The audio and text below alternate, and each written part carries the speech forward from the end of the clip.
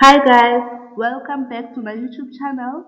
I am back with another video. On this video, we are going to be looking at the crisis of apartheid, internal resistance, which is our source-based question 1 for History Grade 12, Paper 2. So if you intend to answer question 1 as your source-based on Friday or for your final exam, this video is for you. Okay? So the government attempts to reform apartheid, meaning that that black people kept on resisting. They kept on fighting against the apartheid regime, fighting for their rights, fighting for their freedom. They wouldn't stop. As a result, the apartheid government tried to introduce new reforms, meaning new changes to the apartheid regime. Okay, and as you know, after the 16th June of 1976, whereby students were shot at, some of them were injured, some of them even died, including Hector Peterson during the Soweto uprising.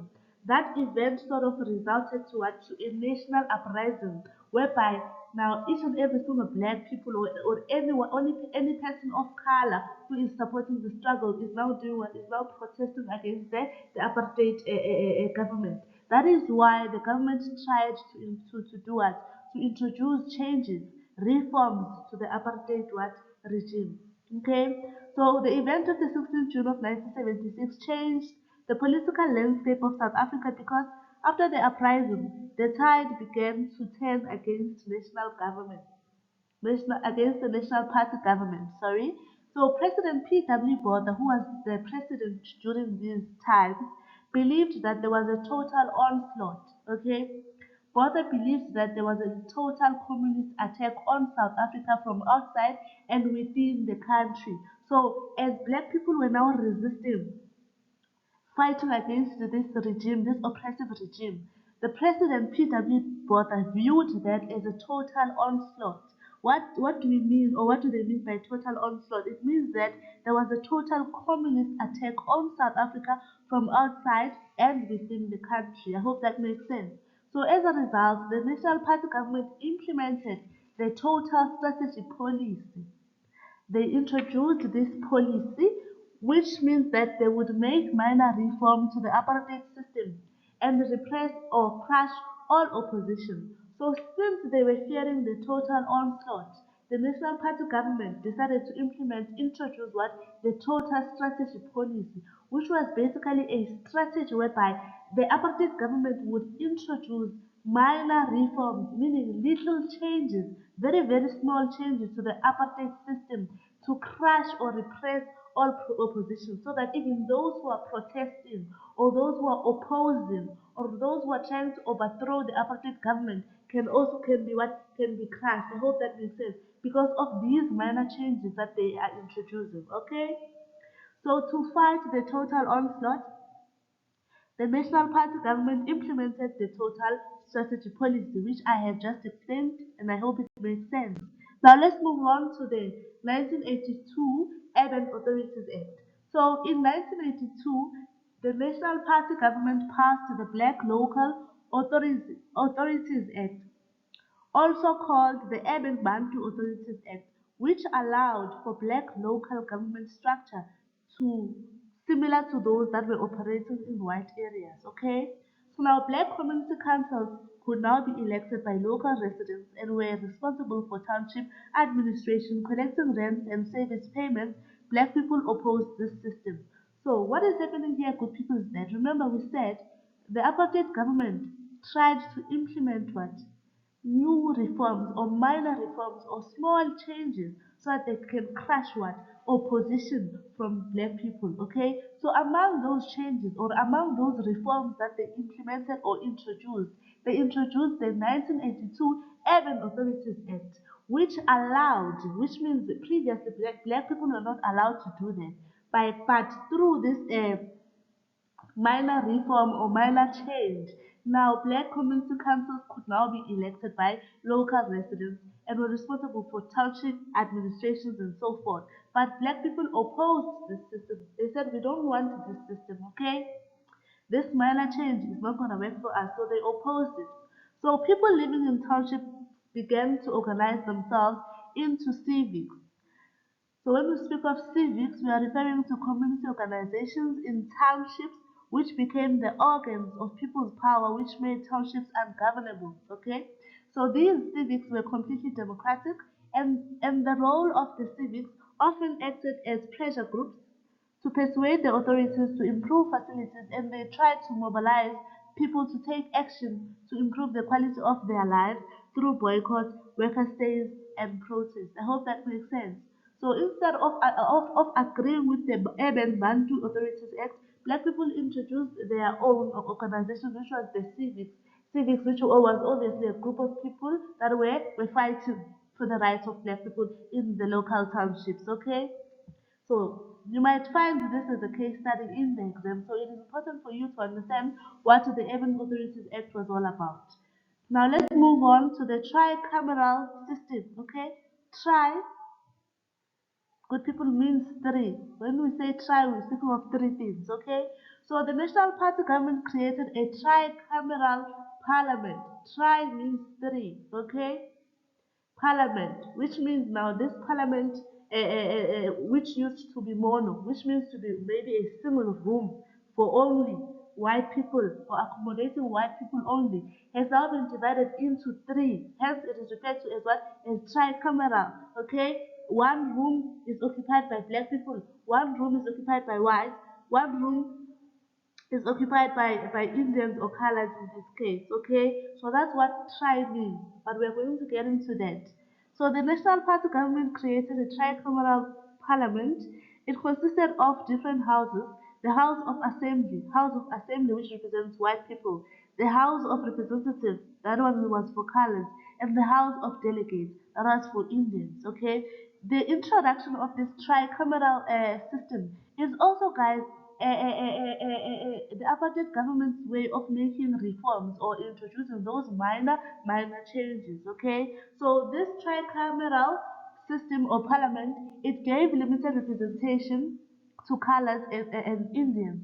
The representation was limited, but it was something. Hence, we said those were minor reforms, right? So black people were excluded since they made up of the majority population.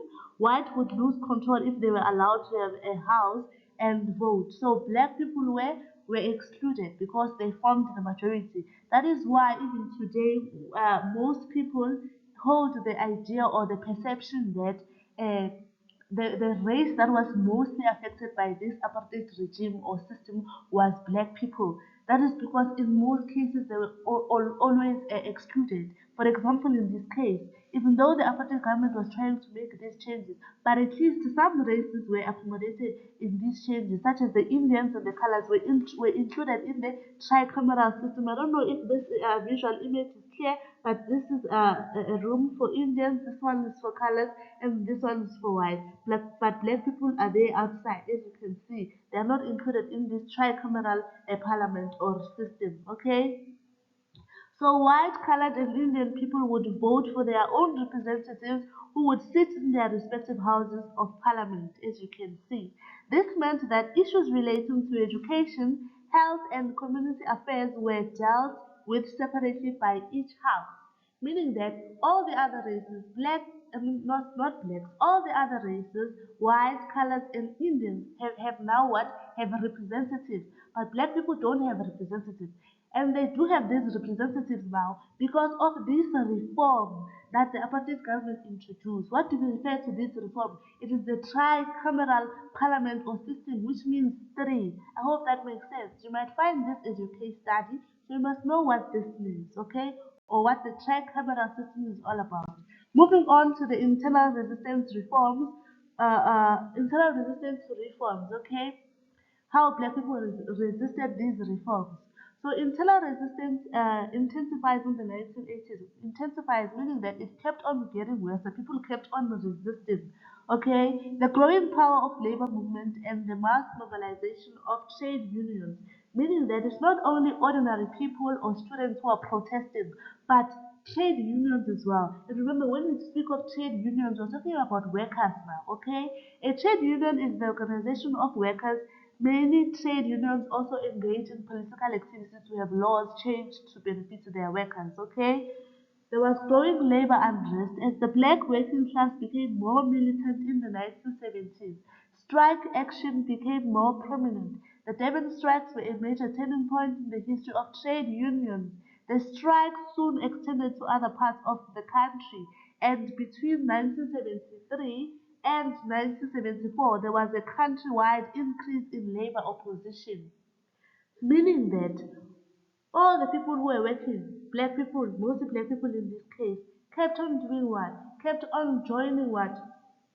Mass mobilization through their trade unions or fight as workers. That is what we refer to as what? Growing labor unrest. Those who are working, they keep on doing what? Joining these strikes, joining these boycotts as a way of doing what? As a way of resisting or fighting against the what? The apartheid regime. And now if everyone, each and every single worker is fighting or resisting, is not going to work, they are striking.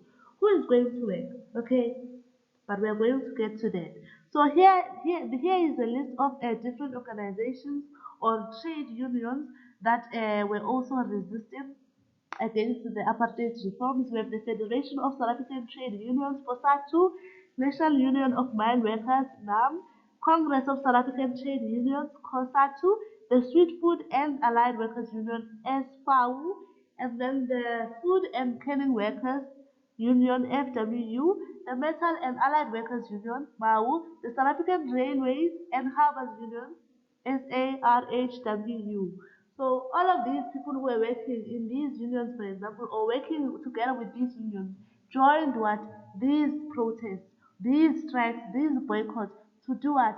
To resist against what? These reforms that were introduced by the National Party government. I hope that makes sense. Okay, moving on to the growing power of the trade union movement is growing. As you can see, more workers are uniting. More workers from different fields are uniting to do what? To fight for the country, to fight for their freedom. Okay, that is why the National Party government is so wooty. They need to make changes because people keep on fighting. They're not stopping. Alright. So during the 1980s, labor action intensified and trade unions became more focused on ending apartheid. Many of them joined forces with resistance organizations, which include strike action, rent boycotts, school boycotts, national stayaways, and guerrilla action of Umkhonto weSizwe. This made South Africa ungovernable and would lead to the collapse of the apartheid state. Because remember, all the workers are now protesting. People are keep on joining the protest. All right. Moving on to response of Botha's reforms. Response to Botha's reforms, new methods of mobilization, mass labor action, role of civics, UTF, mass democratic movement, end of conscription campaign, and the Black Sash.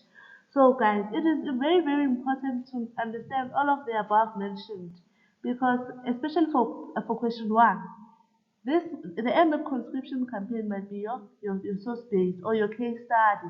For example, in prelim, during your prelim, the black sash was your case study. We're not sure if you're going to get the black sash again. So it is important if you know all of these, okay? Alright, we did explain the role of civics.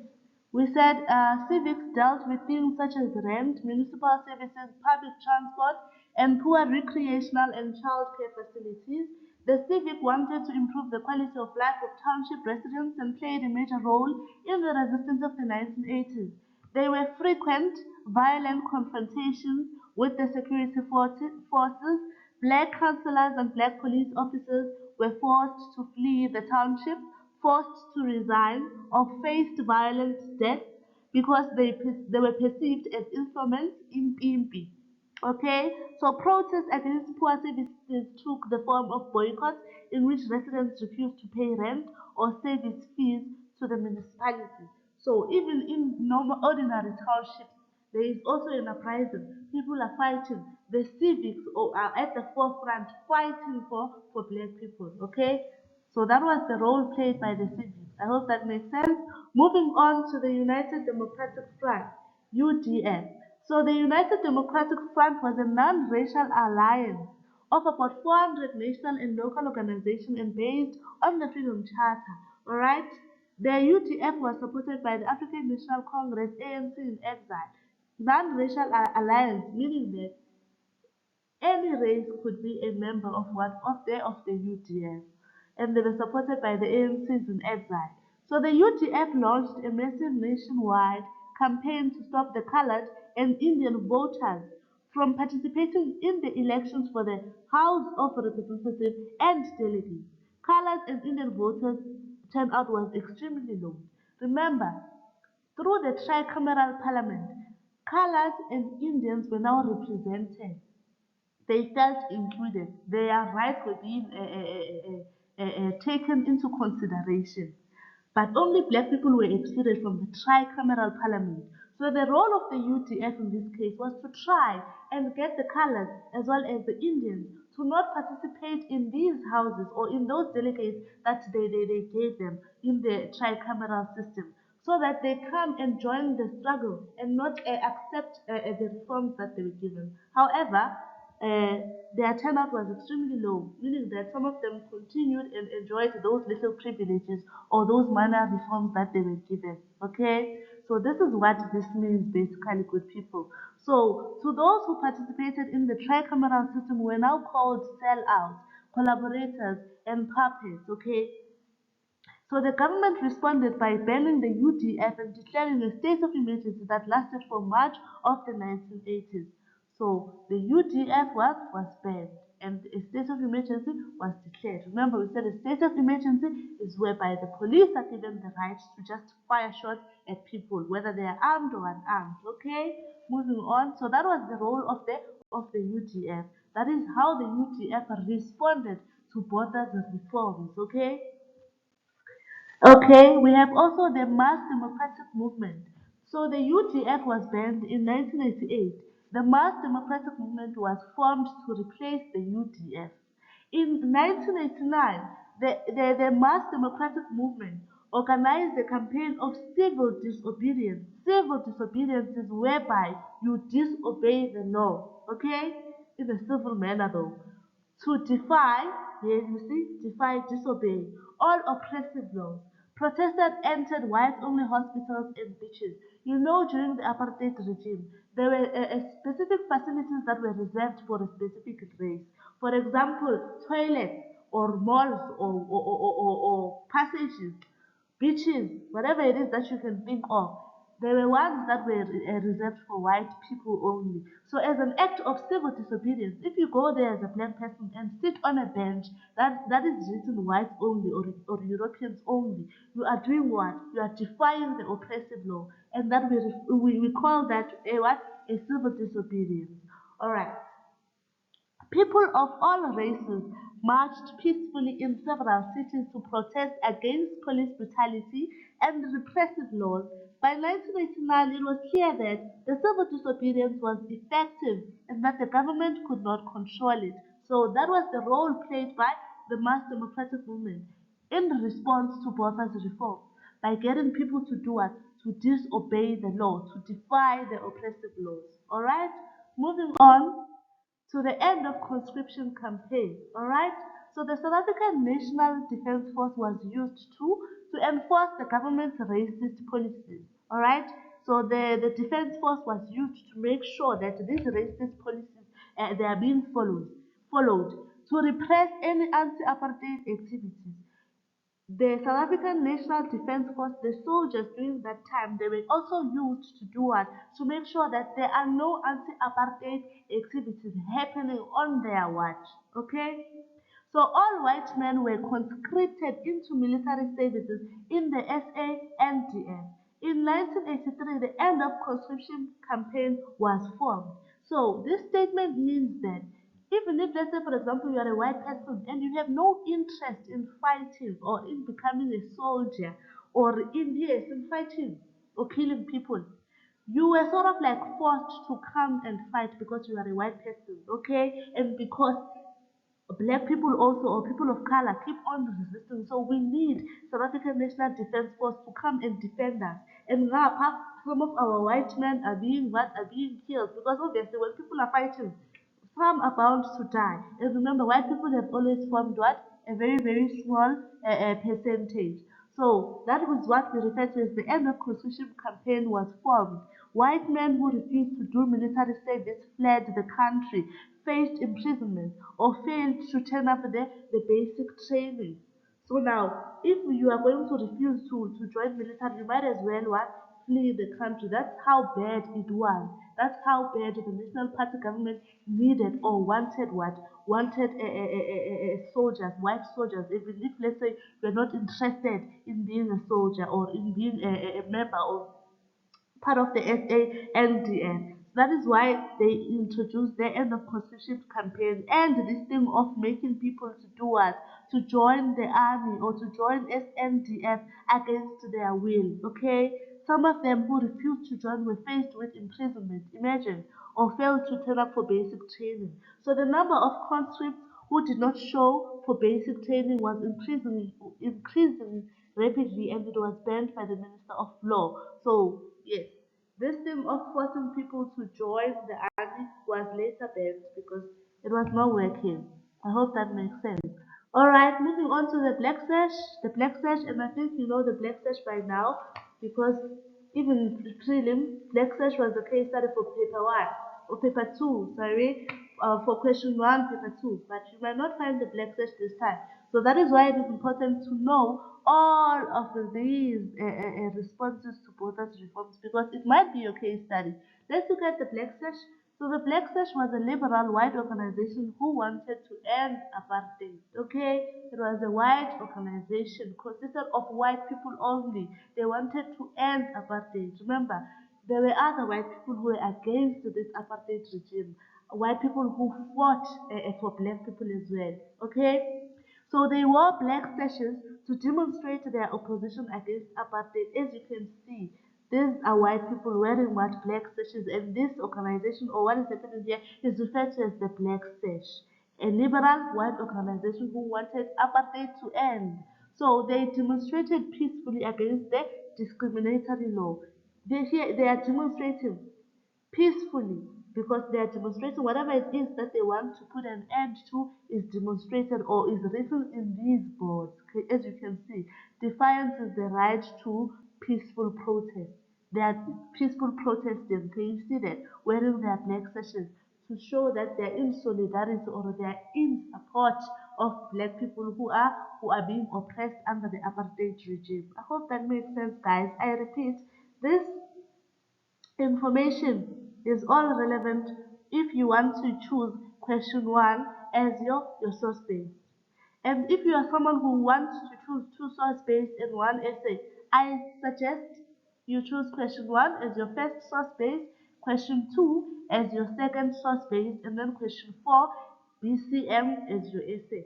Because question one and question two are very, very related. They are more or less the same, not really the same, but there are some similarities between the two. So if you choose question one and question two, you are good to go. Alright? And if you want to choose question two, which is the TRC, the Truth and Reconciliation Commission, please go check out all my other videos. You will find a video where I am explaining the TRC, just like I have explained internal resistance on this one. Alright, that's it for now. Please don't forget to subscribe, like, share, and comment. Share with your fellow classmates and comment if this video was helpful. Thank you. See you on my next video. Bye.